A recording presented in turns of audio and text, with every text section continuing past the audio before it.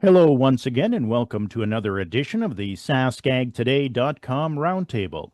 I'm joined by Ryan Young, who is the 620 CKRM Regina Agri-News Director, as well as the Chief Agricultural Editor for Sask Ag Today, Kevin Hirsch.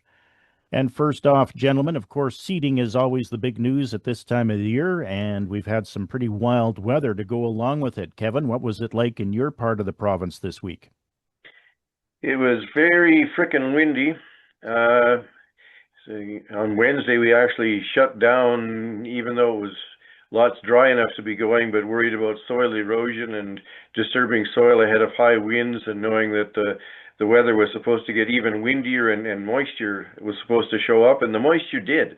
We had about 1.2 inches of rain here, which is really a blessing. But now there's more rain and snow in the forecast here, as well as many other locations, and seeding is going to get late. If we look at seeding progress now behind normal, well, if you look at when that crop report came out to when the next crop report comes out, there's going to be very little progress, and we're going to look like we are quite far behind when the next report comes out. Ryan, how about in that Regina area? It was incredibly windy here in the Regina area. Looking at some Environment Canada preliminary reports, they had Regina kind of top out at 98 kilometers an hour for wind gusts. I think around the Swift Current area, they were just above 100 clicks at around 105, something like that. Radville had the greatest number at 115 kilometers an hour. So when we were traveling for our country cookout, it was really hard to try and open the car door just to get out and get into the garage for safety. So, in terms of rain, I've seen a total of 1 millimeter exactly, though I highly doubt that. I think we've had much more than a millimeter come down, even with the wind kind of pushing it around. So that's kind of basically what it was in a nutshell here in the Regina area. Doug, what was it like in Yorkton? Yorkton, it's been fairly nice until, of course, Wednesday we took out our supper in the field to the Calder area. It was only about 3 miles from the Manitoba boundary, and they just started seeding. Our winners have 3,000 acres to put in, so they were hoping to have a half section in by the end of the day. And then, of course, that wind hit yesterday, but we didn't get anything like the wind. It sounds like pretty much Trans-Canada Highway South was the worst of it. I don't think our winds gusted any higher than about 60 here, so I wasn't aware of any wind damage in this area. But of course, one of the big news items this week was on Monday when the Saskatchewan government had their seeding kickoff. And Ryan, that was a story you covered. That's right. Yeah, they officially kicked off the seeding season, even though farmers were already out in the field for about a week, mainly in the south. But one of the things that the legislative secretary to the provincial ag minister, James Thornsteinson, talked about was having optimism for a good production year, even though we're kind of having that slow start right now. He's optimistic that farmers can get in the field and catch up and make up for some of that lost time. Last year, producers produced nearly 42 million metric tons of crop, which is a record for the province. So we'll see if they manage to get close to that or maybe even eclipse that. That remains to be seen. But he's also hoping, too, that for the northern areas, that there's drier conditions. We know that some places in the Northeast, especially, that are dealing with some flooding, especially around creeks and rivers. I talked to a couple of producers in the Melfort and Tisdale areas, and the one around Melfort, Stan Forsyth, he said that where they are actually west of Melfort, they're kind of on a higher plane, so they're not dealing with too much flooding. So they're good on that front. It's just a lot of wet moisture and a little bit of frozen soil as well. They haven't had those high temperatures. And the same thing can be said about Ian Boxall, the former president of APAS around Tisdale.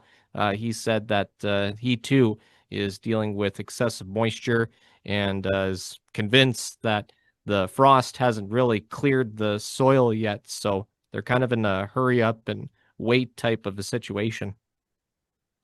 Kevin, of course, it's always, I guess, more of a photo op than anything, but it sounds like the government also wanted to make sure everyone was aware of what was going on when it comes to spring seeding and always to be safe and that sort of thing. We probably don't celebrate enough this annual multi-billion-dollar mega project of putting the crop in the ground.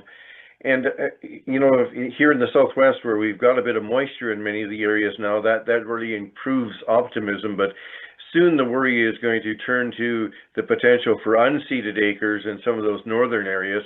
And if you look at long-term yield ramifications, typically later seeding results in lower yields. Not always, but that's the long-term trend. So if we've got, we're going to, in the wet areas of the province, and where the growing season is already shorter, it's going to start to become a worry if the weather doesn't give us some dry conditions over the next while. Also this week, the Saskatchewan NDP noted that they would like to have a special agriculture committee to examine all things agriculture. Do you think that would be helpful, or is this just something trying to drum up some support for the NDP? Well, if they've got ideas and specific things that they should be addressed, or policy ideas they want to put forward, that's what an opposition party should do. Come forward with good ideas that the government and the general public can consider. I don't know whether you need another committee to do that. They're free to talk to anybody they want. They're free to put their platform out there, try to convince the government to move on certain issues. So I'm not sure that there's a need for a special committee to do that. It seems like a bit of grandstanding and deferring, where their policy changes would what they're thinking policy changes should be. Also this week, the grain and oilseed markets got shaken up a little bit. Of course, we saw President Donald Trump head to China to meet with President Xi Jinping. But of course, the latest WASDE report, I believe, came out Tuesday, and that was something you were following, Kevin. Yeah, the World Agriculture Supply-Demand estimates did shake up the grain industry, particularly wheat. The seeded acreage in the U.S. Is down for wheat. There's drought conditions in the U.S. They've had some frost concerns. Their production estimates are way down, and that really gave a boost to the wheat market. Now, how long that lasts, it didn't result in a prolonged rally. It did produce an immediate rally, but a lot of people are thinking that overall this is a bullish market for wheat that wasn't there just a couple of months ago. And of course, canola continues to be buoyed by the biofuel market, and the conflict in the Middle East and the high oil prices is transferring over to the oilseed market. So canola and wheat are the shining stars right now that seem to have the best market potential. Also this week, we saw the Manitoba and Saskatchewan crop reports come out, which we covered on SaskAg today in both Yorkton and Regina. The Manitoba crop report suggests 13% of the crop is in the ground province-wide. That was up from 2% the previous week. In Saskatchewan, it was 16% of the crop in the ground, up from 3% the previous week. What are your thoughts on those numbers? Yeah, there was good progress made, but most of it was in the south, a little bit in the west central, a little bit in the east central, a small amount in the northwest, and very, very little in the northeast.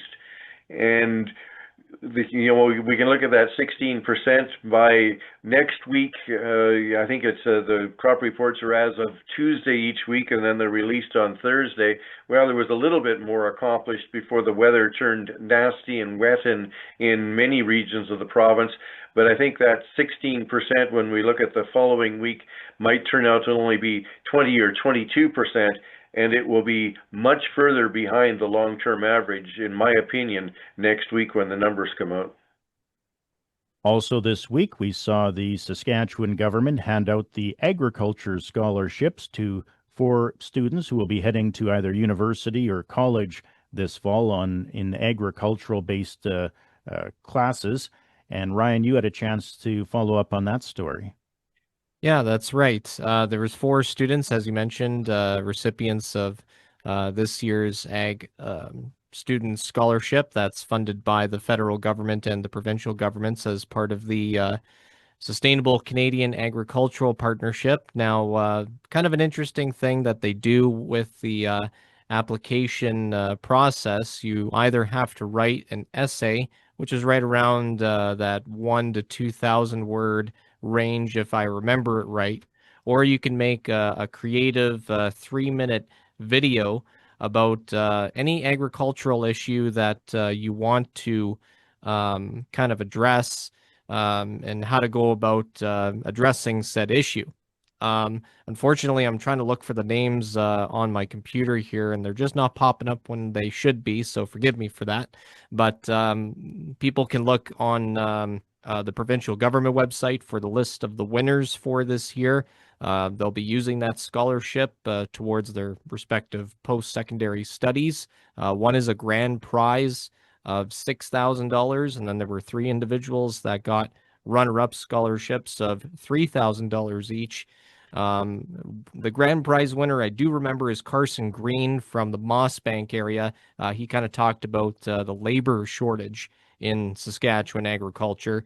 You didn't have to look far for inspiration, because on his farm where he grows up, they kind of deal with that as well. So kind of an interesting thing. There is a link dedicated to the videos and essays and on these applicants. So if you wanted to check that out, there's definitely a place online for that. Kevin, it's nice to see some money set aside for some aspiring agricultural producers out there. Yeah, it's great, and it's nice to have a requirement like that and get young people doing some thinking and entering into a competition such as this. And agricultural labor is probably something that we don't discuss and delve as deeply into it as we should, because it is a major concern on farm operations. Yeah, the family labor goes a certain extent, and some farms get by strictly on family labor, but as farms, many of them get larger, they need to attract qualified people that is either seasonally or in many cases year round, and getting those people in place is a continued challenge. All right. And then, of course, Kevin, you found out that it sounds like Federal Agriculture Minister Heath MacDonald is coming to Saskatchewan next week. Yes, there's a release out of Agriculture Canada. I bet if you polled Saskatchewan and Manitoba farmers and said, who is the Federal Agriculture Minister, I'm not sure how many people would come up with Heath MacDonald. He's been to Saskatchewan a couple of times since becoming Agriculture Minister, but has not exactly been high profile, somebody that you see on the national news. But be that as it may, he's coming to Saskatoon on Tuesday, where he'll visit the University of Saskatchewan, the Western College of Veterinary Medicine, and VIDO, the Vaccine and Infectious Disease Organization. And then on Tuesday, he's scheduled to come to Regina and take part in a ribbon cutting ceremony at the new canola Cargill canola crush plant, and also have a meeting with Saskatchewan's Agriculture Minister David Merritt. So good to see the federal minister getting around and touching base and trying to learn about agriculture on the prairies. Well, sounds good. And that's going to do it for this week's edition of the SaskAgToday.com Roundtable. On behalf of Chief Agricultural Editor for SaskAgToday.com, Kevin Hirsch, and 620 CKRM Regina Agriculture Director Ryan Young, I'm GX94 Yorkton Agriculture Director Doug Falconer, saying so long until next time.